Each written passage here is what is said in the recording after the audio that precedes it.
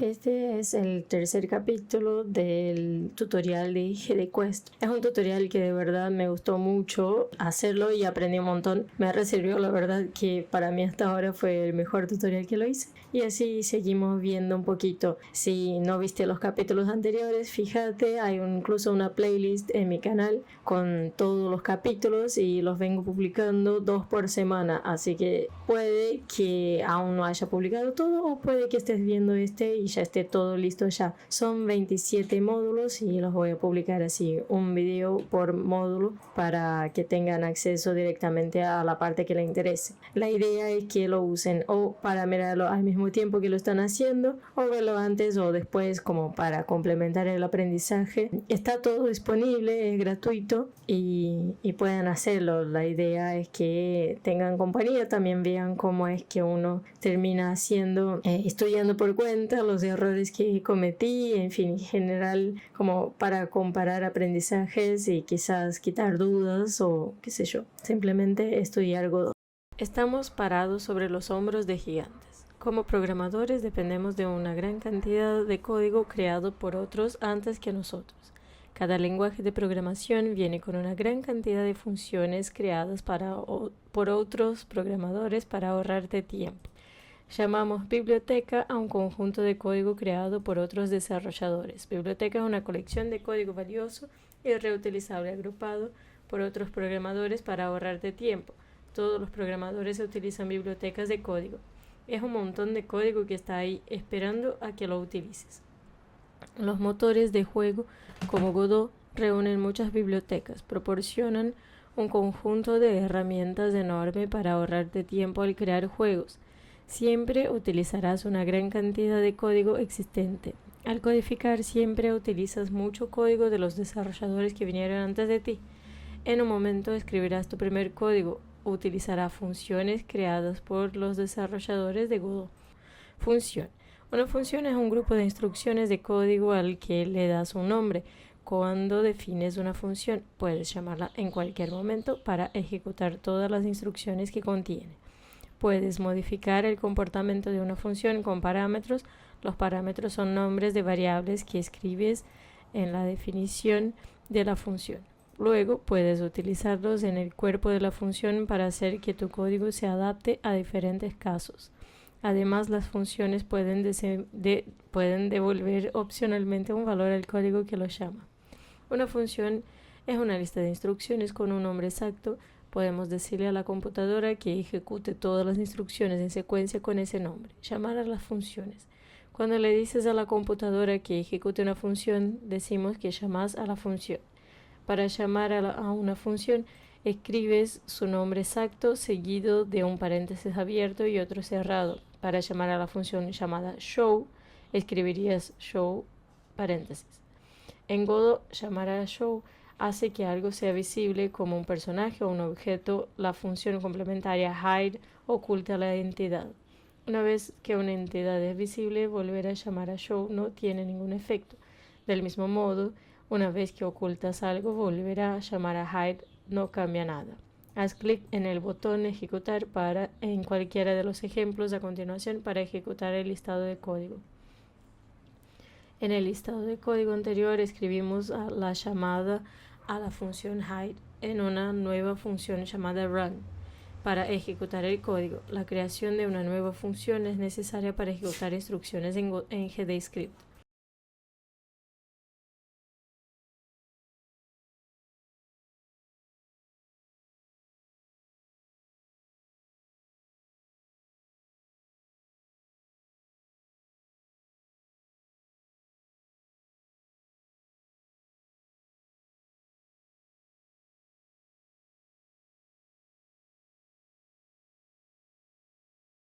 ¿Puedes decirme más sobre esa función run? En GDScript, a diferencia de otros lenguajes, debemos escribir nuestro código dentro de funciones personalizadas. Aprenderás lo que son las funciones y cómo funcionan con gran detalle en el curso. Pero aquí tienes un vistazo rápido de ellas si tienes curiosidad. Una función es un conjunto de códigos que puede ejecutar en cualquier momento. Es una lista de instrucciones con un nombre. Para definir una función tienes que escribir la palabra clave func el nombre de la función paréntesis y dos puntos, func_run. Define una función llamada run. Luego pasas a la siguiente línea para escribir el cuerpo de la función. Esas son las instrucciones de la función. Observa cómo cada instrucción comienza con un carácter tab inicial. La computadora lo utiliza para saber qué líneas forman parte de la función. A lo largo del curso verás muchas funciones llamadas run. Estas son funciones que hemos creado para darte ejemplos interactivos.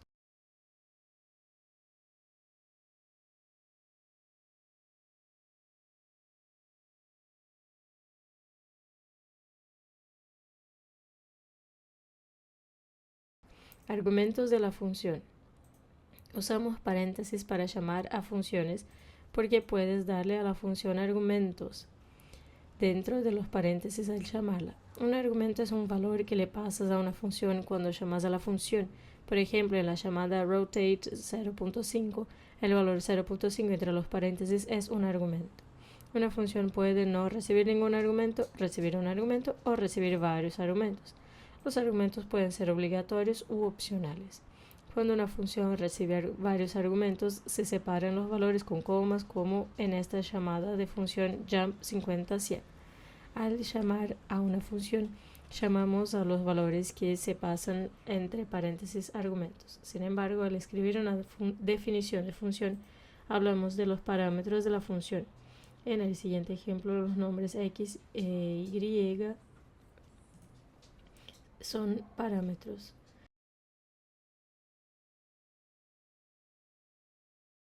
Aquí tenemos un sprite que está completamente recto.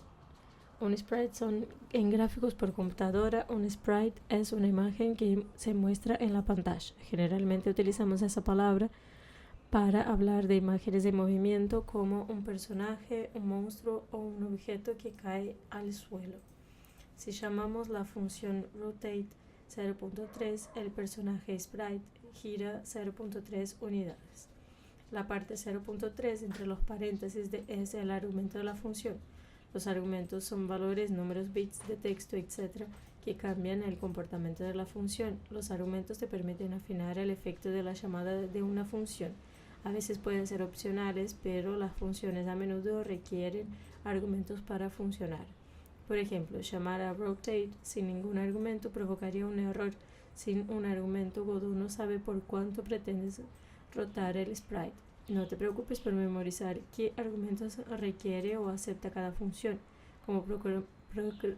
Como programador, la documentación siempre estará cerca para que puedas consultarla. Por último,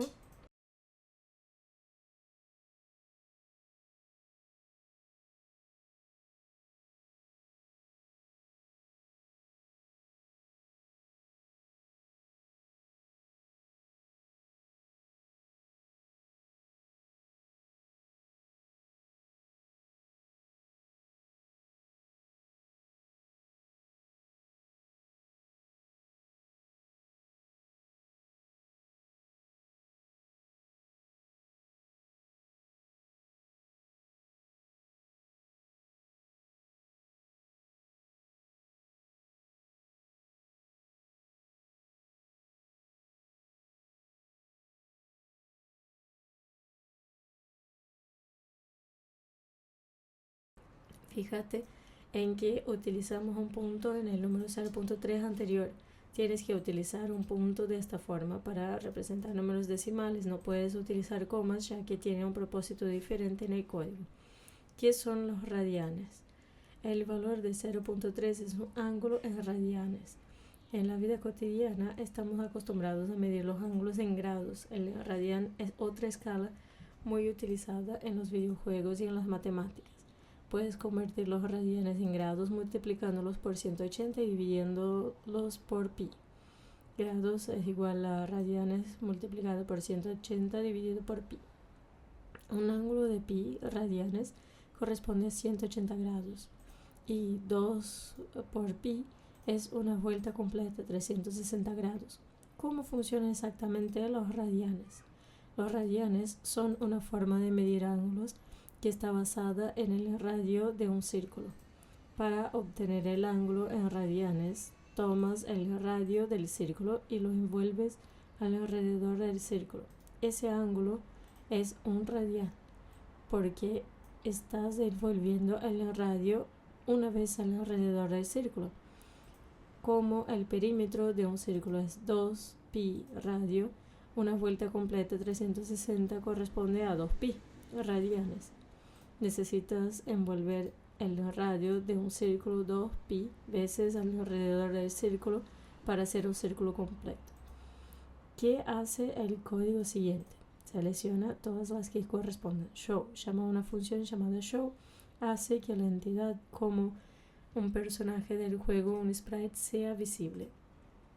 Estás en lo cierto, ambas respuestas son correctas. Técnicamente, el código llama a la función show y al hacerlo, la entidad del juego se vuelve visible. Otro ejemplo con la función moveLocal x puedes mover el personaje a su izquierda y a su derecha. La función toma un argumento, un número de píxeles para desplazar la entidad. La función complementaria moveLocal y hace que el sprite se mueva hacia arriba y hacia abajo.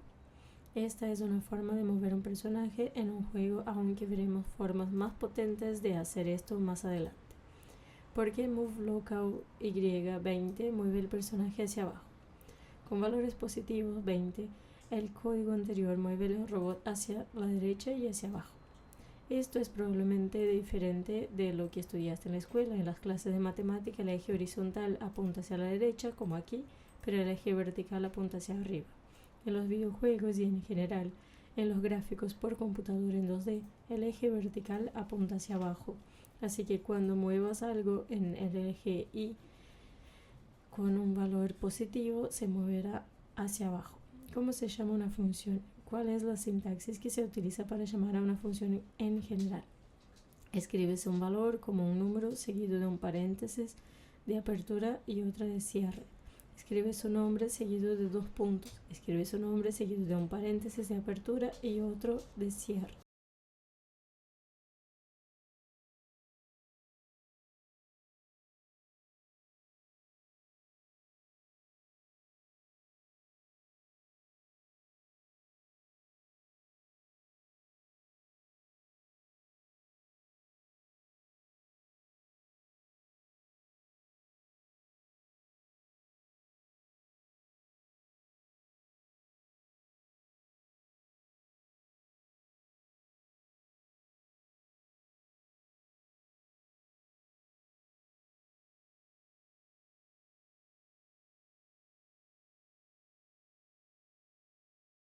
Estás en lo cierto. Para llamar a una función tienes que escribir su nombre exacto seguido de un paréntesis de apertura y otro de cierre. Si la función requiere uno o más argumentos, los añades dentro de los paréntesis. Tener que hacer esto o no depende de la función.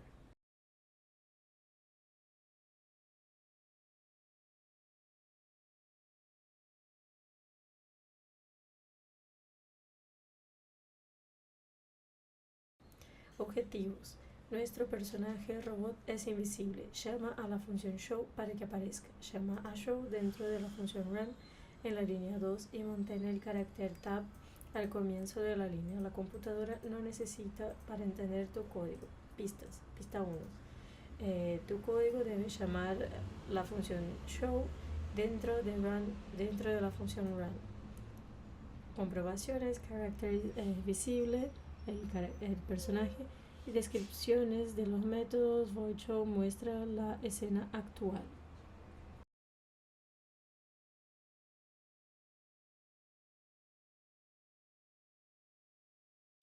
Y práctica 2. Objetivos del robot se ha girado en 0.25 radianes. Tienes que ponerlo en posición vertical llamando a la función rotate. Llama a rotate dentro de la función run en la línea 2 y mantén el carácter tab al comienzo de la línea. La computadora lo necesita para entender tu código. Pistas. Pista 1. Necesitas usar la función rotate y darle los argumentos apropiados. Pista 2. Necesitas usar rotate, la función rotate dentro de la función run. Y pista 3. llama a Rotate 0.5 para rotar el personaje 0.5 radianos en sentido horario.